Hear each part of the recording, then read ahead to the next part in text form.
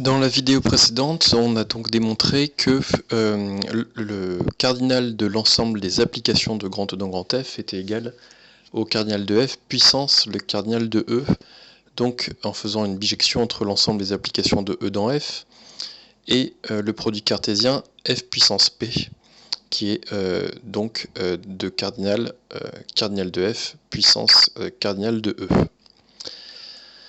Maintenant qu'on a dénombré toutes les applications de grand E dans grand F, on va dénombrer les injections de grand E dans grand F.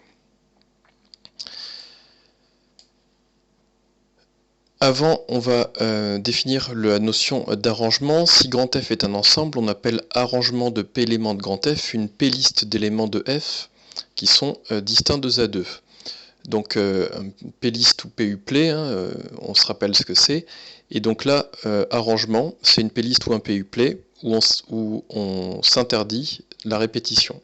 C'est-à-dire, les P éléments seront de Z2 distincts.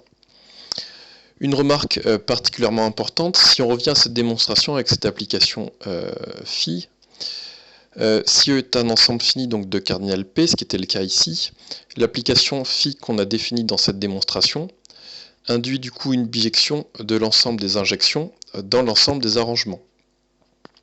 En effet, là, c'était une bijection entre l'ensemble de toutes les fonctions et l'ensemble des PU-play. Mais ce qu'il faut bien comprendre, c'est que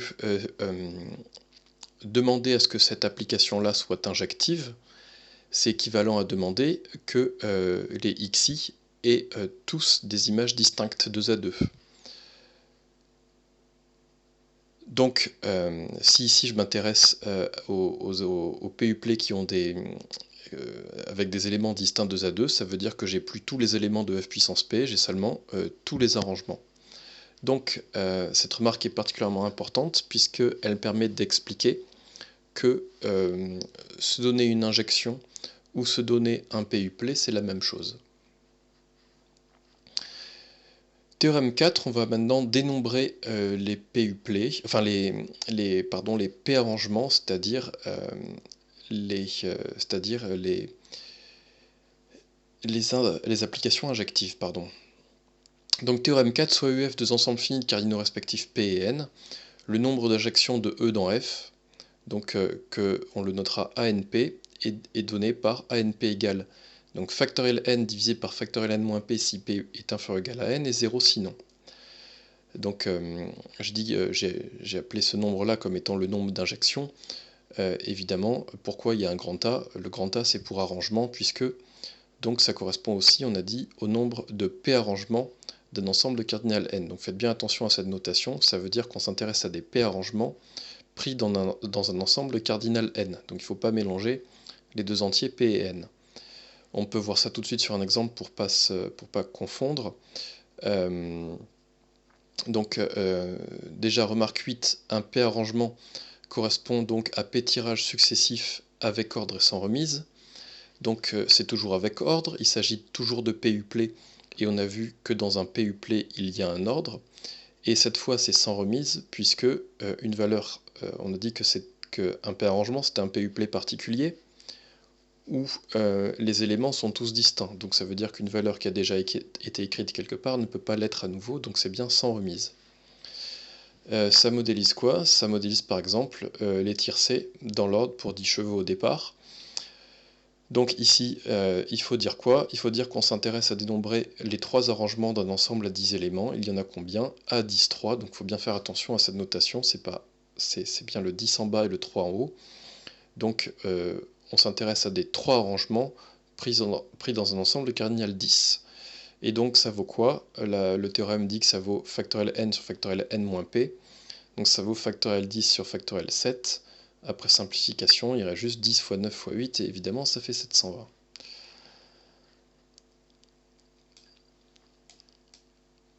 Bon, donc on revient au théorème 4, et on doit démontrer cette formule. Donc déjà, d'après la proposition 5 que je vous ai rappelé tout à l'heure, si f est une injection de grand E dans grand F, alors le cardinal de E est inférieur ou égal au cardinal de f. Je vous l'ai réexpliqué dans la vidéo précédente en vous disant que si f était une application injective de E dans grand F, il fallait que dans grand F il y ait suffisamment d'éléments pour avoir des images distinctes pour chacun des éléments de E. Donc ça veut dire que cardinal de E est inférieur ou égal à cardinal de F, ça veut dire que P est inférieur ou égal à N. Du coup, par contraposé, on obtient tout simplement que si P est strictement plus grand que N, il n'existe aucune injection de grand E dans grand F. Donc on aura bien dans ce cas-là ANP qui est nul. Maintenant, on va démontrer cette formule-là, pour cette fois tous les P compris entre 0 et N. Donc on va le démontrer par récurrence sur petit p. D'accord, la variable sur laquelle je fais ma récurrence c'est petit p, mais c'est une récurrence finie puisqu'on doit s'arrêter au rang n. Alors, si p est égal à 0, on pourrait éventuellement commencer la récurrence à p égale 1 pour qu'il n'y ait pas d'ambiguïté, mais je vais la commencer pour p égale 0. On a E qui est égal à l'ensemble vide. Donc là, on pourrait, mais c'est hors programme, expliquer pourquoi il existe bien une fonction définie sur l'ensemble vide, mais je ne vais pas venir là-dessus, c'est hors programme. Donc ce que je vous demande d'admettre, c'est qu'il existe bien une fonction qui soit définie sur l'ensemble vide, et d'ailleurs il n'en existe qu'une seule. Donc j'ai marqué, il existe alors une unique application de grand E dans grand F.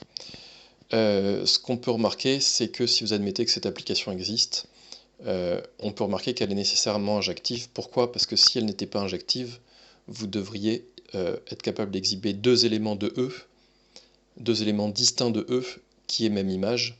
Et évidemment, dans E, vous ne pouvez pas exhiber deux éléments distincts, vous ne pouvez même pas en exhiber un seul.